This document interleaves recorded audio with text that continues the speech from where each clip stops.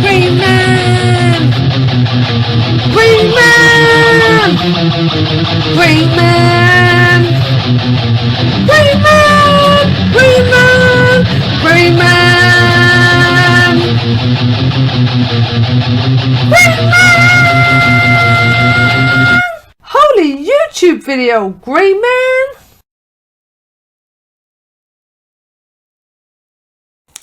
Greymaniacs gather! Let's go through another box off of the old shelves. This camera's been playing me up St. Quantic. It's literally been nothing but a black screen. It's like blank screen, nothing coming up, not allowing me to do anything. So I don't know if it's on its last legs. Yeah, it seems like it's on its last legs. But at the moment it seems to be working, so I'm going to crack on with filming this box. Right, starting off we have Shadowpact. Here we go, Shadowpact. I've got the full run. So Shadowpact are kind of like the precursor to, the direct precursor to JLA Dark. This team worked good even with a bunch of second stringers. It worked well, and so they made JLA Dark with the heavy hitters of the DC Supernatural Universe kind of thing.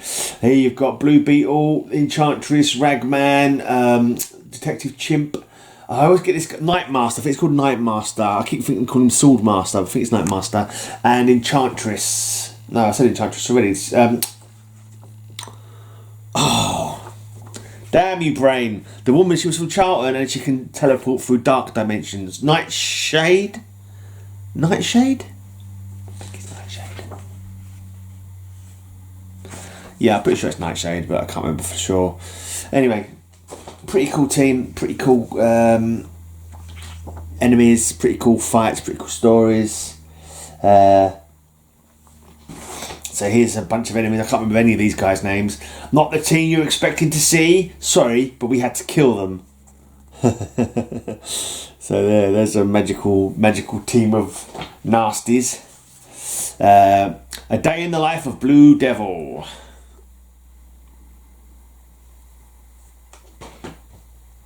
And there seems to be a requiem for Shadowpact. There's a statue to them to grant them eternal rest. And Detective Chimp saying, but we're not dead.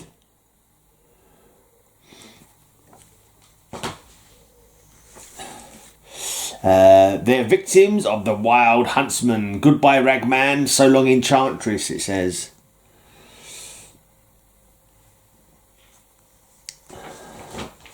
It takes a congregation to stop Shadowpact.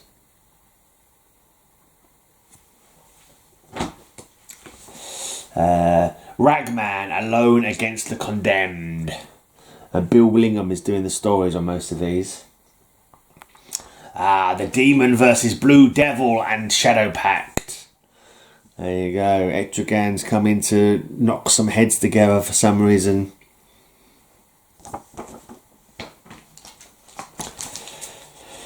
Yeah. I think it was in Shadowpact that there's like a, I'm not sure it's called, it might be, I don't think it's called the Bar of No Name, Oblivion Bar. I think it's called the Oblivion Bar. It's like a magic users can visit this bar basically, where just for magic users and magic and supernatural beings. They just open the door and they're at the bar. Any door, wherever they are, if they got the magic spell, they can open the door and be in the bar. And I think this is set in, I think this is in the Oblivion Bar. And Blue Devil's saying, "Looks like we need a replacement. Anybody want to join?" So he's basically asking all these people in the Oblivion Bar, yeah, if they want to join because Nightmaster is dead. He sees a tanner in the background there. Yeah. Oh, this woman here in the foreground, she might be the woman who was in Power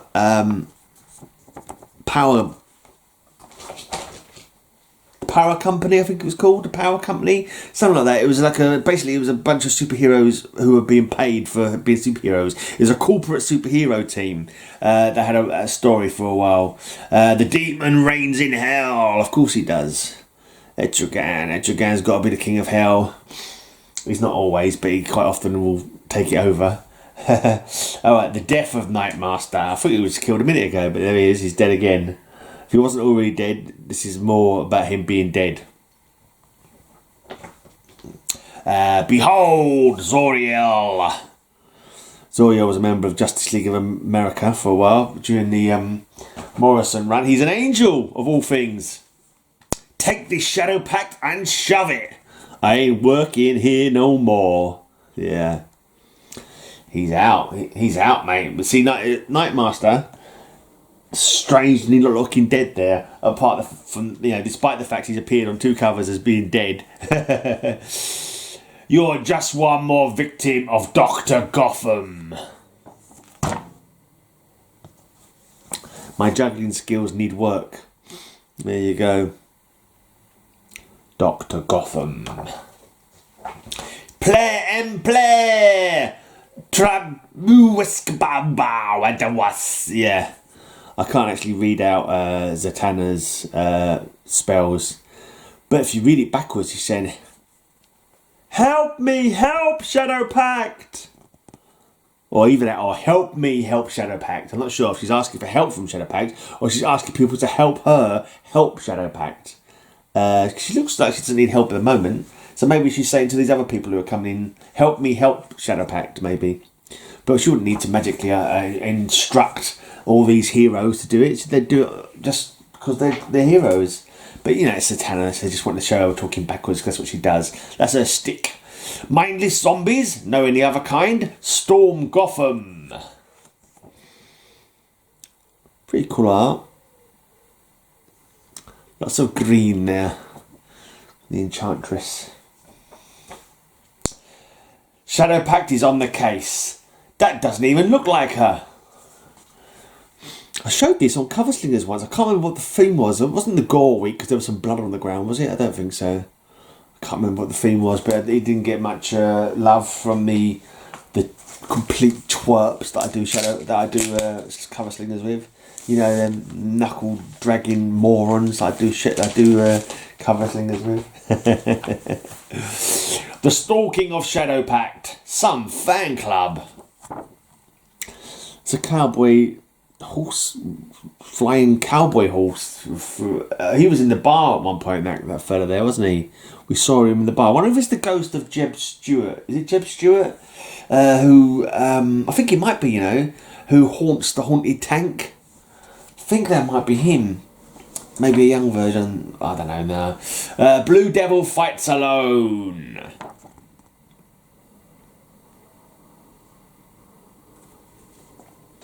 This is all that's left of Shadowpact. Bit of Ragman's costume. It's another pretty cool cover. Sword Against Sorcery. I think this is a bit of a throwback to his first appearance movie. I think he poses like that on his first... I'm sure I've seen him pose like that in another cover before. He's got a one shot where he's posing like that, and I'm sure it must be a hark back to his first appearance. Was it? I can't remember where his first appearance was now. Was it Showcase? One of the showcases? I think it's one of the showcases. Dude, you look like hell. Detective Chimp is kind of out of sorts in that team, really, because he's got no magical powers, but he's like a good investigative kind of fella. So you always needed someone in the team who can see things and work out what's going on, and Detective Chimp can do that. What is his name other than Detective Chimp? I keep thinking Bibbo, but Bibbo is not. I'm sure Bibbo is Beppo. Beppo is the super monkey. But what's Detective Chimp's? Because Detective Chimp is his superhero name, but he's got another name. I can't remember what it is though. Batman always calls him by it when he I'm sure when he talks to Detective Chimp, he always calls him by his real name. Yeah, whatever. Right, so that's Shadowpact. We have a little 4-parter.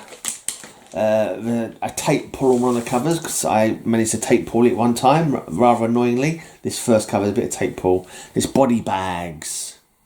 I think I kind of like the art, so I picked it up a long time ago now. Dark Horse. I thought, that's quite interesting art. I think I'll pick that up. Basically, it's a father and daughter kill team, assassination team. Yeah.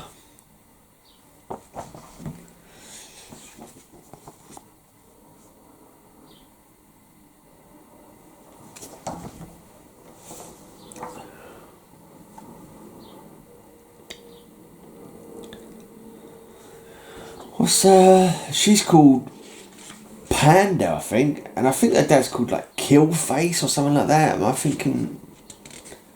I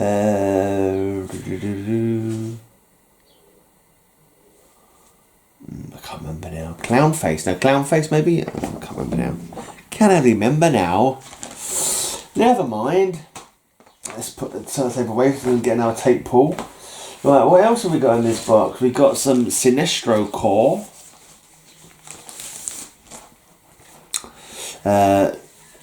Green Lantern Sinestro core special. The war begins here. Sinestro, and Secret Files and Origins. Does it have? Is it Sinestro core or is it Green Lantern core? Yeah, we've got some of the. It's all of them. So yeah, they got the Green Lantern there. I'm guessing there's some Fear Lanterns in here as well somewhere. Some of them are. What's that one? Crib's a really creepy one. It's a real creepy Fear Lanterns actually. These are all Green Lanterns. Where's the? Why did it say Sinestro? Maybe it's on the second part of the book. No, more Green Lanterns. And then there's a little story. Oh, no, here we go. Some Fear Core ones. There's a spidery one. Where's that? Where's that crib? Basically, she kidnaps babies. She kills the parents and kidnaps babies, and she kind of holds them inside her body. I'm surprised she's not towards the front of the book. Apparently Starro is a Fear Lantern now. I did not know that. Oh, there she is, crib. You can see she's got babies stored inside her body sack. That's definitely capable of inspiring great fear, that's for sure. Right, which of course is their raison d'etre. Right, Secret Files and Origins of Green Lantern again. A little two-part Guy Gardner story, Collateral Damage. Howard Chaykin and Michelle Madsen.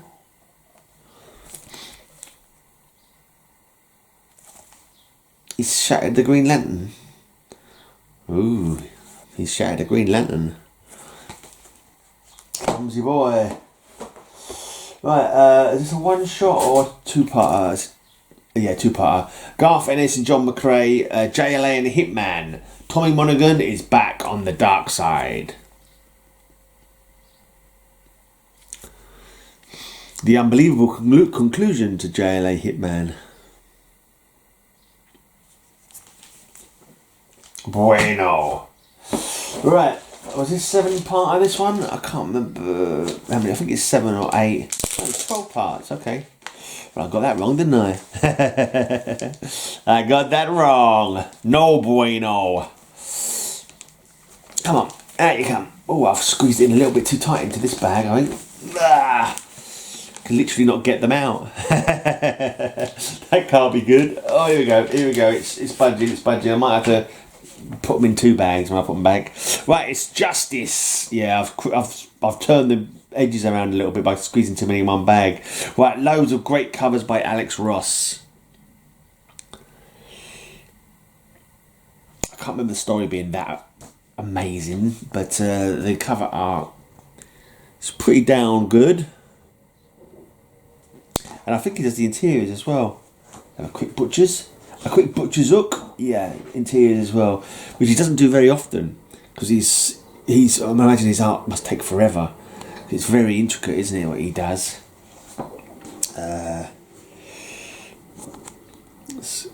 Superman and Bizarro. Is that Lex Luthor and Brainiac, like kind of behind the image. Wonder Woman and Cheetah is bursting through the comic, slashing her way into the comic book. Right, here's Atom, and I'm guessing something to do with Poison Ivy. Whether is he looking her in the eye, or he's obviously in the subatomic level there. Ouch, he's not about to punch her in the eye. No, why would there be? Yeah, a bit confusing there. Not quite sure what's going on there, because Poison Ivy wouldn't reflect in her own eye, would she? Yeah, unless she's standing behind where this is happening, but then the eye seems to be floating in midair. So maybe inside her body it's a cell of some sort, but then it does look like eyelashes, I don't know. Right, some epic Hawk action. Hawkman and a Hawkwoman smiting with axe. They're fighting robots. Savage. They sure are savage, them Hawk people. Right, here's Flash about to give what for to Captain Cold. He's going straight back into the prison. The clash of Shazam and Black Adam. Sometimes I have to pause to let the brain catch up with the mouth. Right, Oliver Queen and Dinah Lance. I think. Pretty sure that's Black Canary's name. Oh yeah, Black Canary and Green Arrow to these people not in the know. Sinestro and Hal Jordan, Green Lantern. That's got to be Hal. Yeah, it's definitely Hal. Right, and lastly, okay, some villains. I see Scarecrow, Cheetah again, Poison Ivy, Brainiacs. Brainiacs would be like all behind, like loads of little Brainiac heads behind. Interesting, good stuff. Right, a Vertigo 4-parter. Wasn't anything great that I can recall. Low morals and high voltage, cruel and unusual.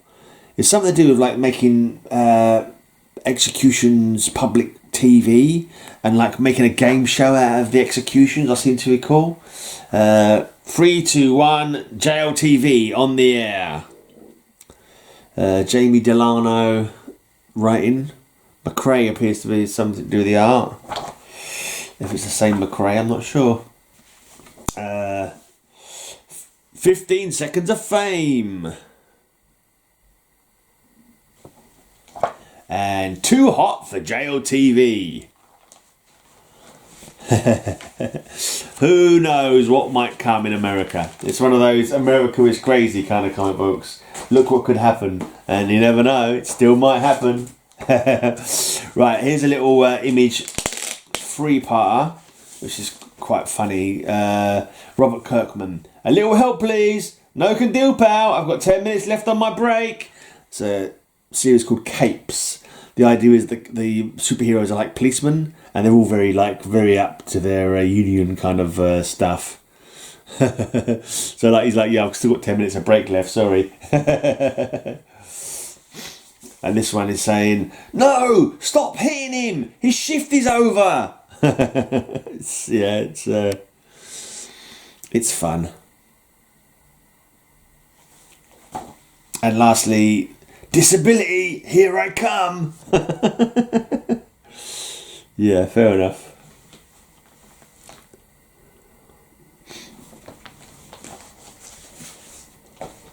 So superheroes as paid law enforcers, complete with union, which is, fair enough. Right, I've got a 5-part Deadman story. Dead Again. If I remember, this is basically Deadman seeing superheroes dying, like, through history. And, like, I think he sort of, like, once they die, he sort of takes them through to the next life kind of thing, or moves them on, whatever. Deadman, The Flash, Dead Again, A Crisis in Hand. And you can see there's Barry Allen wasted away from overexertion, running faster and faster. Now we know now that he went into the Speed Force, but at that time I don't think that was the case. Dead Again, Deadman and Robin, A Family Funeral. So he's there when Jason Todd, we know he's not dead anymore, but he was dead. He was definitely dead. It was the Lazarus Pit that resurrected him, wasn't it? Well, part Lazarus Pit and part Superboy Prime breaking the universe by pounding on the pocket dimension he was trapped in, something like that. I don't remember. Alright, Deadman, Superman, Dead Again, Farewell to a Friend. Well, we know Superman stayed dead.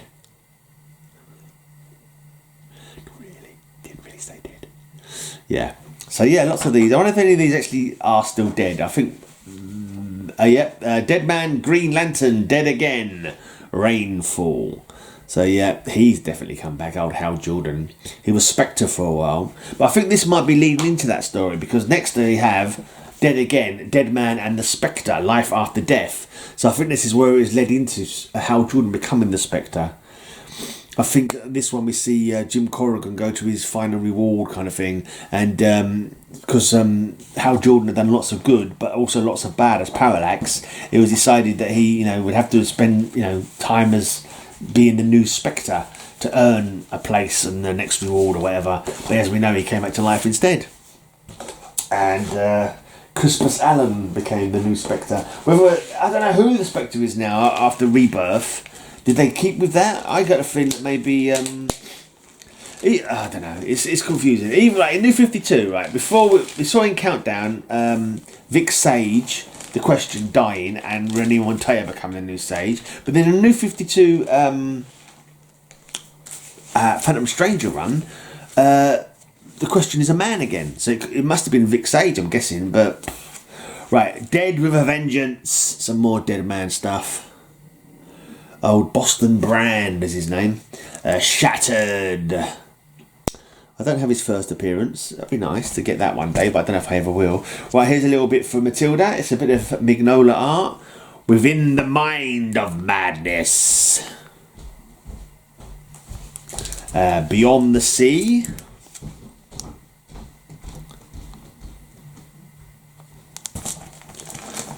The Murderous Kind. Love and Death.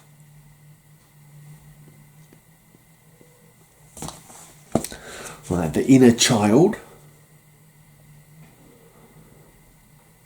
Unholy Ghosts.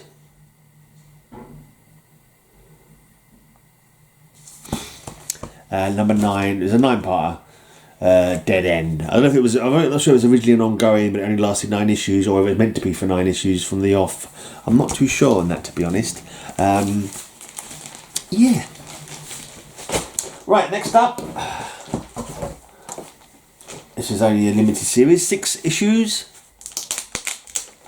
We have Rose and Fawn. Out of Her Mind. Gail Simone was doing the stories here. I think pretty decent writer, Gail Simone, from what I've read of hers. I've never had any objections to anything I've read by her at all. She's done a lot of Red Sonja. Not that I've read too many Red Sonja, but I think she did a long stint. I believe she did a long stint on Birds of Prey. I think she did. Payback. It's rather a weird one. She's freaky, what she's licking the guy's head for. It's just makes it look so she's got some kind of kinky fetish kind of thing, which I don't think she ever had before. Mind you, her costume's a lot more revealing than it used to be in this run. Bit of blood. Boobs and blood.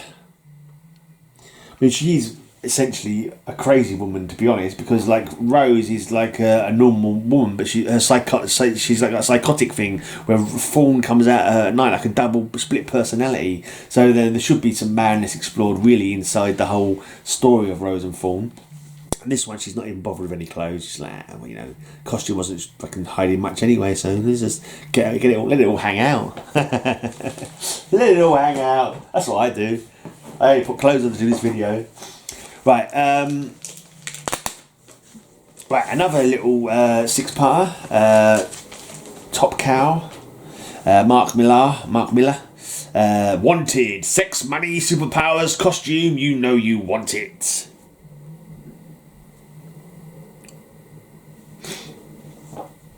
Obviously there was a film made of this which is nothing like the story, but the story is pretty decent. It's got some really crazy characters on it. They're all kind of like synonymous, is that the correct word? Or I don't know, what's the word? I was going to say parodies, homages to known characters. Yeah. Like, you've got a Clayface-like character who's made out of excrement, and you've got a Two-Face, but instead of two faces, he's got another brain in his private region. He's like, I can't remember what his name is now, but yeah, basically he's the brain in his nevers is psychotic and it makes him do things. It's like, what the hell? And there's like a Mr. Mixer-Pickle kind of imp there, and various characters that you can sort of, you know, it's not too hard to realise who they're meant to be versions of, if you know what I mean. But yeah, anyway, pretty cool story, pretty cool stuff,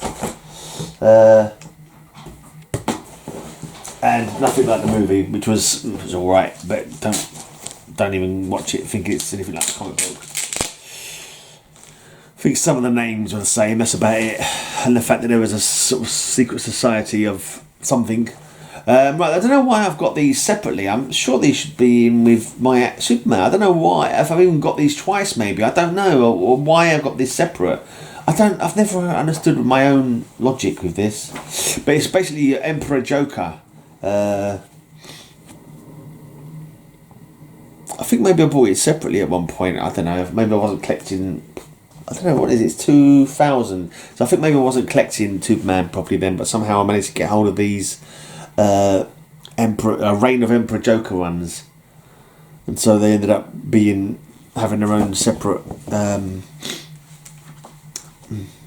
place in my collection, I suppose. It's good to be king. If anyone's ever seen the movie The History of the World Part 1, that's definitely a quote from that, I'm sure, where Mel Brooks is like playing like Louis the 16th or 15th or 14th, one of the French kings, the one who gets executed. He keeps doing stuff and saying, it's good to be king. Like shagging the courtesans, and it's good to be king, that kind of thing. Anyway, that's a good film. Right, that's it. That's the Reign of Emperor Joker ones that I randomly have in this box. I'm going to have to stop this video in a minute and get my charger because the battery is running out. Right, Deadshot. We have a Deadshot 5-parter. Deadshot's a weird character. Right, the hitman who goes where superheroes can't. Right, because later on he's shown that he's got a daughter they'd do anything for, kind of thing, and he's like trying to keep her safe, trying to get money for her mother so she can look after him, kind of thing. Right, and this is, I can't remember if it happened in this mini-series or not, but then later I read an earlier mini-series, right, where he's got a son. Same story, didn't know that he had the son, and he's absolutely couldn't give a toss about the boy. In fact, the boy gets killed in the story, I'm sure, because he goes in all guns blazing and the boy's just collateral damage. And it's like, well, talk about a change of a character. He's gone from not really giving a crap about having kids or, you know, anything to do with it, to like, you know, it's his you know, it's an important part for him. So, you know, so it's very odd how that's happened. Bears investigation. Right, Dr. Midnight is a prestige kind of format. What's his name? Is it Peter Martins? I'm sure it's something like that. I can't remember. I think it's something like Peter Martins, the guy's name now. This is the most recent Dr. Midnight, not to be confused with the first Dr. Midnight, whose name I can't remember now. Second Dr. Midnight was Beth Chapel.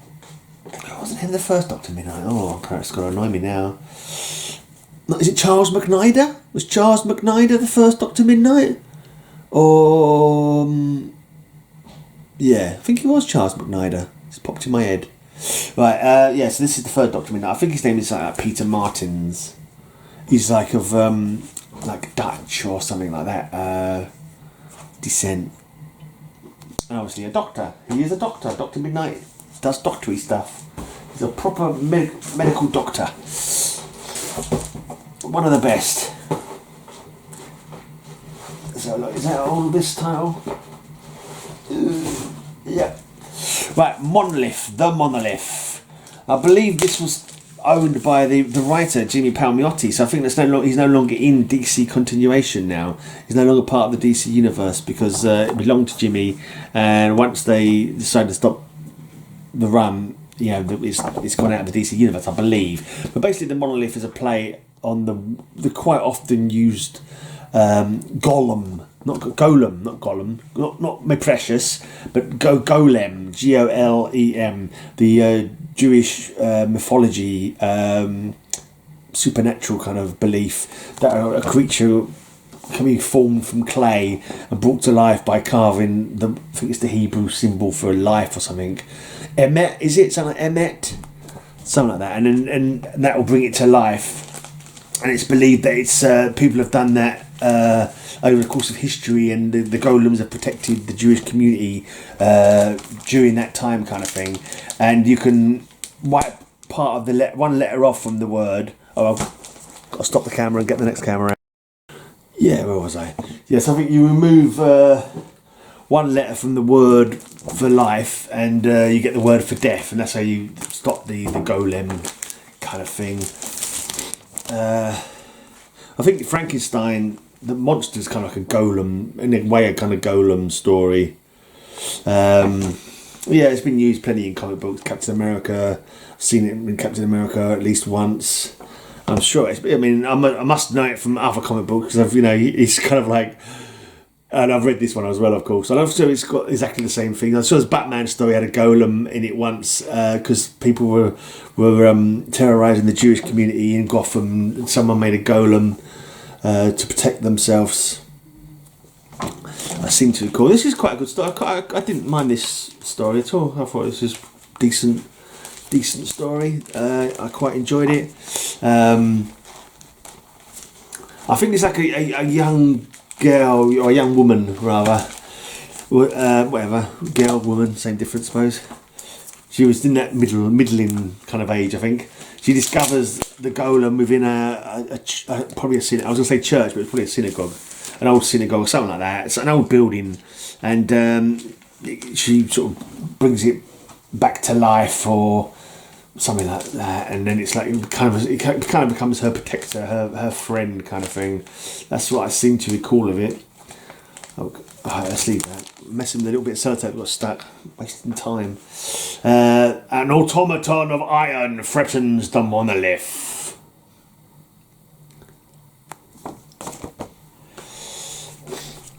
Evil corrupts the power of the monolith. I believe they're all set in Gotham as well. Actually, I'm pretty sure this was a Gotham. I thought Batman appeared on one of the covers. Did I see a cover with Batman on it? Right, and this last one, number 12. Sorry, it's a one in Farewell. Yeah, might have to do a cover slingers choice with big wheels on it at some point. The what are they called, them big round wheel things. Was it called a big wheel? It's called a big wheel. I can't remember now. Oh dear. I'm sure there was a Batman cover amongst this run. Yeah, there he is. It was a Batman cover, but I was too busy chatting to blinking notice it. There you go. Right.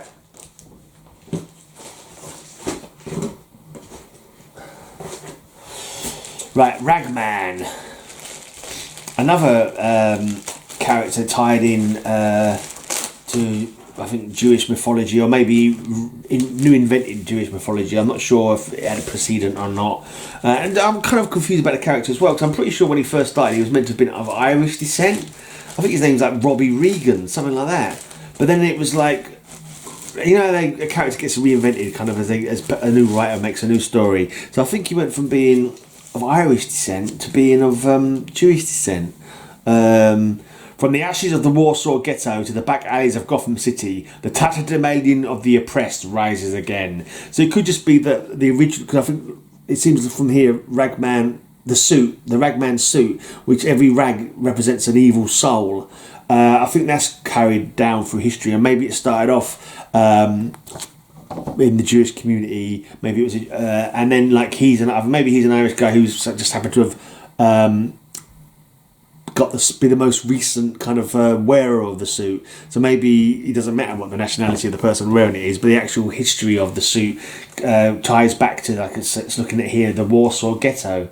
It is Warsaw 1941. The people call for a hero to save them, and the first Ragman emerges to battle an evil he cannot defeat. So this kind of ties in. It's like analogous, if that's the correct word, to the Golem myth, because I'm sure the Golem. I'm sure in other stories I've seen before it mentions the Golem, like even that Captain America one, or was it the Invaders? It might have been the Invaders. They go and try and rescue some guy from the Warsaw ghetto, and he creates a golem. So I think this is like that kind of trope. Would that be the right word to say for this, or mythology, or belief, or custom? I don't really know. Right. Anyway, all I know is Ragman loses apparently versus the gangs of Gotham. He's got some interesting supernatural powers. Right, the time for restraint is past. Now it is time to let the rags do what they must.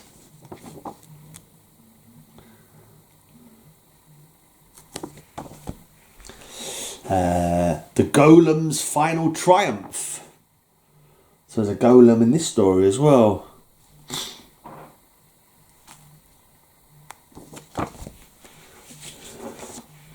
Ragman battles into the Ghetto Lord's Tower of Evil and plunges into the very depths of Gotham's despair. This is an 8-part miniseries, by the way. And because he's a Gothamite and the stories are all based in Gotham, guess who has to show up? Why, it's that big-eared fella in the cape. With the groovy song that goes none. Bet you know the guy. You know the guy, I'm sure. Even people who don't read comic books know that guy. Right, more Ragman. Cry of the Dead. Yeah. I got me some Ragman comics. Right, this is a 6-part miniseries.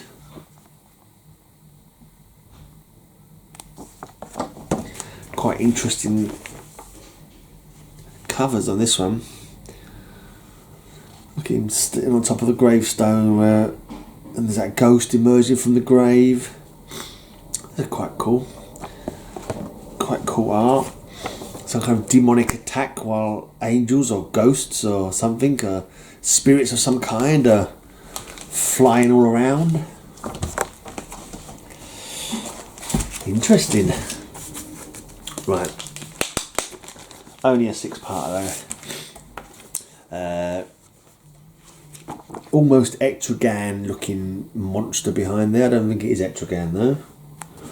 Right, here's an interesting cover. Lots of faces and a silhouette, white silhouette of Ragman imposed over the top. Interesting. Joe Kubert, of course it's interesting. It's a Joe Kubert cover. How can it not be interesting? Come on. I think he might have been one who drew him initially, right back in the day, Joe Kubert. I get the feeling it's another Joe Kubert cover. Ragman being attacked by all manner of children. Not all human children, but looks like there's some purple guys and some blue guys. So, what are they? Some kind of devil children or ghoul children or something? I ain't sure. I ain't too sure, guys. I couldn't tell ya. Right, oops, sorry. Just want to get my plastic bags in place so I don't put the wrong comics back in the wrong ones. Sometimes I get them all mixed up. Not really makes much difference, but sometimes it's easier to know what bags they're going back into. But I need to make another pile because this is all going to fall all over me otherwise. Right, Native American character by the name of Butcher. I don't think there's enough Native American characters, to be honest. They're very small and niche, aren't they? You don't, no one's ever had an ongoing book, I don't think. Not really properly ongoing. Right, and this guy, the Butcher, not like you ever see him again, hardly. You think he could have got into some kind of team or something to keep going. He's just your basic hard-ass weapons guy, to be honest. I don't think he's got any superpowers. I don't believe he has any super strength or anything. He's just a normal, very well-conditioned, very well-trained guy. He just happens to be Native American descent. I'm not sure what tribe he is. I can't remember if that was ever mentioned. Probably is mentioned in there, but I can't remember it, sorry. Right. Can't remember everything, guys. Yeah. Some kind of spirit, maybe. Some kind of great spirit. Right. Yeah. And there he is again. Fighting somebody else. And that's a little 5-parter. Butcher. If you like the Butcher, there's also a Brave and the Bold. Like, not actually from the normal one, Brave and the Bold. There's like a 5-part or something. Oh, I've got it here. I'm about to talk to you about it from memory, when all I've got to do is look at the next one in the bag, in the box, and take it out and show it to you, because that's the easiest way to do it, because, yeah. Why talk about it from memory when I can just open the bloody box? Right, so yeah, it's just basically the Brave and the Bold presents. It was just kind of weird, not part of the original Brave and the Bold, like 200 issue run or anything like that, or any other subsequent. It's just like a rant, like, I suppose they wanted to find a banner to put it under, because it's like 3 characters. It's Green Arrow, the Butcher, and the Question. So they was like, well, it doesn't really ring as a very interesting title, all them 3 names together. So they just the Brave and the Bold, because they already had that name in place, maybe, I don't know. But yeah, it's not, I can't remember it being a super interesting story, to be honest. It's not one that's stuck in the old memory banks, particularly. All I can say is Green Arrow, a bit ridiculous. The more you think about Green Arrow, the more ridiculous it feels. I don't care how fast he can reload that bloody arrow. There's the amount of guns he's going up against there. He's a dead man. He's a dead man. But anyway, no, he's not a dead man. He's so fast and super with his bow and arrow that he can take out all them guns easily. Sometimes the suspension of disbelief is hard.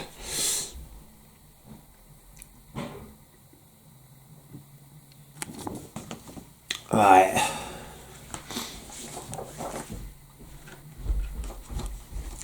Yeah. Green Arrow's dead. Look at that. He's lying on his back on a log that's about to go through a blinking saw whilst being shot at from above. And he's got an arrow. He's got 1 arrow. How can he get his other arrows out? 'Cause he's lying on top of his arrows now. So all the while he's going, yeah, he's dead. Sorry about. Oh no, he's not dead. He is. Look, he's back on this next cover. So somehow he got out of that. Anyway, excuse the temporary inability to suspend my disbelief there. Right. Oh, yeah, there's more stuff here. More stuff. I wasn't sure if it was the end of. No, I put those in recently. It's got some stuff in there that I've recently added to it. Right. Next up. I thought it'd be more though. It didn't go for that long. Right, this was a character that I enjoyed this run. I thought it was cool. I mean, I've seen people slagging it off, and I don't know why. It was one of the characters that got a little bit of a run after the Bloodlines. He was bitten on the neck by a parasite from space in the Deathstroke, the Terminator annual of that year, 92, 93, whenever it was. Something Van Horn, I think his name is. Can't remember what his name is. It's created by Len Ryan and Steve Irwin. His dad, I think his dad's name was Gunther or something like that. Gunter Van Horn or Van something or other. Oh, Van Horn is right. I got that bit right. Van Horn. Come on, give us his first name for God's sake. Anyway, this guy.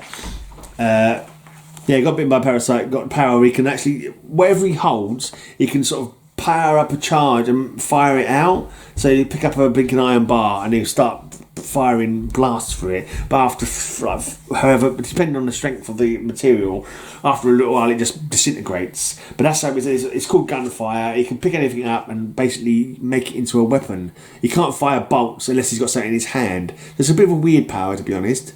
But that was how he was. He's got all, and he's like, I think his father was who gets killed by the parasite, so he takes over the company. Was a weapons maker. That's what Deathstroke was there to see him about. That's some new weapons, like a weapon designer. Yeah, throw gunfire from the train, or munitions factory kind of guy. But you know, mayhem over Manhattan. So basically, he got all the armour from his own company, kind of thing, and starts. I don't know if he's just fighting crime or if he's just reacting. I think he might just be reacting to like industrial espionage and stuff like that. So people start coming after him. But I liked him. I enjoyed this run. I thought it was just the Attack of the Exomorphic Man. To me, it was one of those runs that I kind of like most because it's like just simple stuff, you know. No really digging into some I don't know, deep psychological issues that half the time don't resonate or make much sense. It's just like good guy. Oh look, there's a bad guy. Fight good guy. Fight bad guy. Yay! Good guy wins. Next week. Good guy. Bad guy comes along. Good guy fights bad guy. Good guy wins. Yay! You know, I like those comics. They're easy. They're entertaining. It's like, how did he win? What did he do to, you know, what bit of science are we going to learn about something? That's what it used to be back in the old days. Like Spider-Man would teach you a lesson about chemistry whilst defeating somebody. Little did they know that the so and so this reacts with this, or Flash, or any of those heroes would give you a little science lesson whilst using it to defeat the enemy. All right.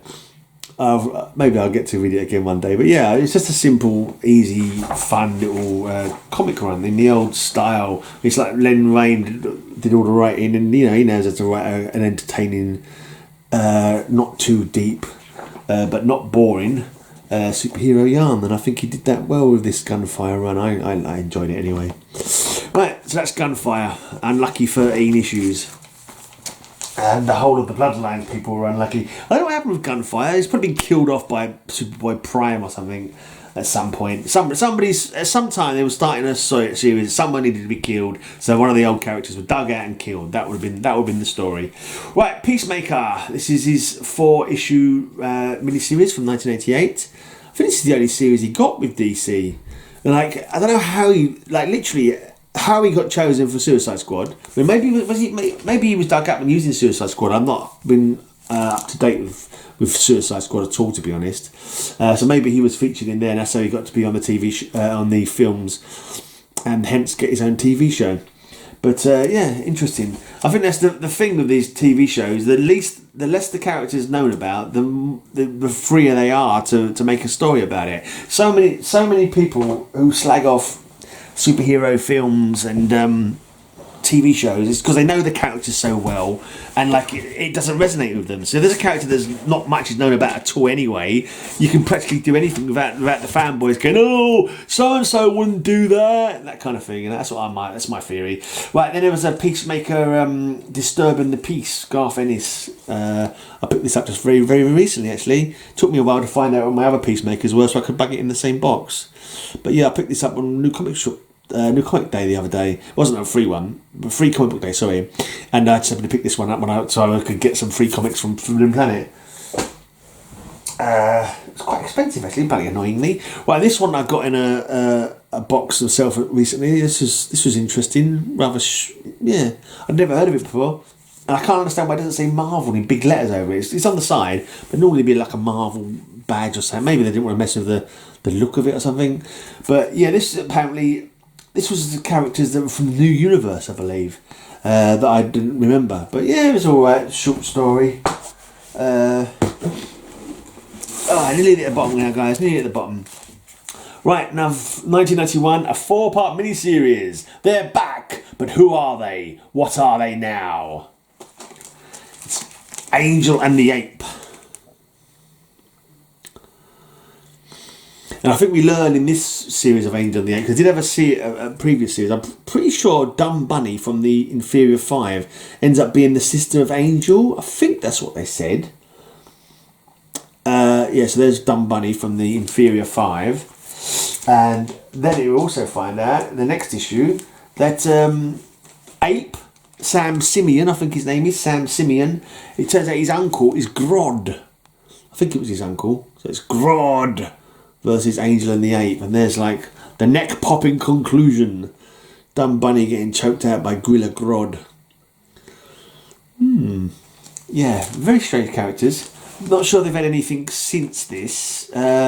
Certainly aren't used like in any other story. You don't see them popping up in, which is a shame really, because you've got Detective Chimp and Ape, and Angel and the Ape are basically a detective agency themselves, I believe. So, you know, Angel and the Ape could show up every now and again.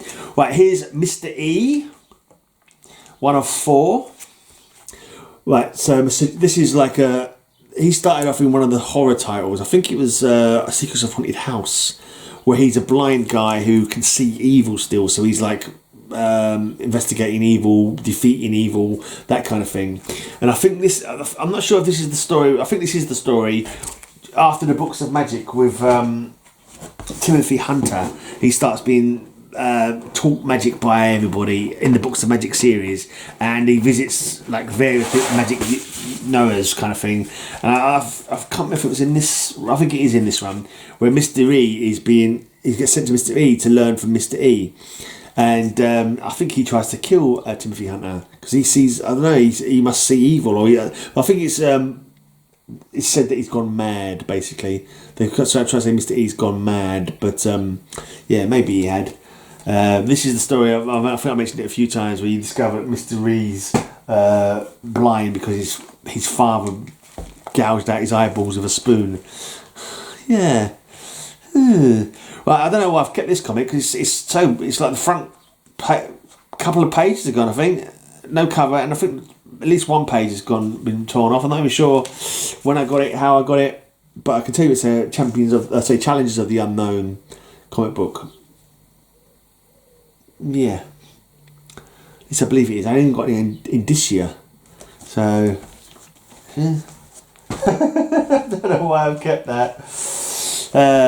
Right, and finally, talking of Challenges of the Unknown, we have an 90s, 91 run of Challenges of the Unknown. 8-parter. I never particularly knew much about Challenges of the Unknown before this, but I picked it up because I was buying so many comics at this time. I got to say, this was a bit of a stinker. This story, I found it. Yeah. Yeah. It was like catching up with them like years after. It was as if it was years after their careers had ended, kind of thing. And you'd seen how they'd gone. One of them had become like a mystic kind of thing. I can't remember. Maybe one of them become a gambler. I don't know. All I can remember, it was like Yawnsville, man. It was like totally Yawnsville.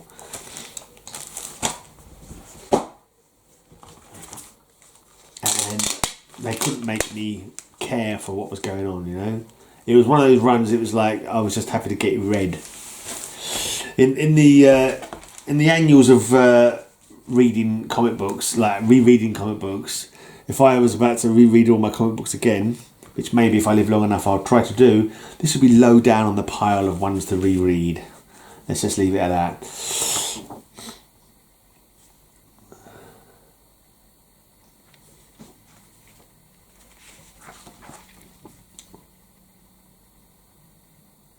It's a shame really that Challenges of the Unknown don't get any love at all anymore, because they were like a long running team, like a precursor, some say, to the Fantastic Four, like but anyway, that's it.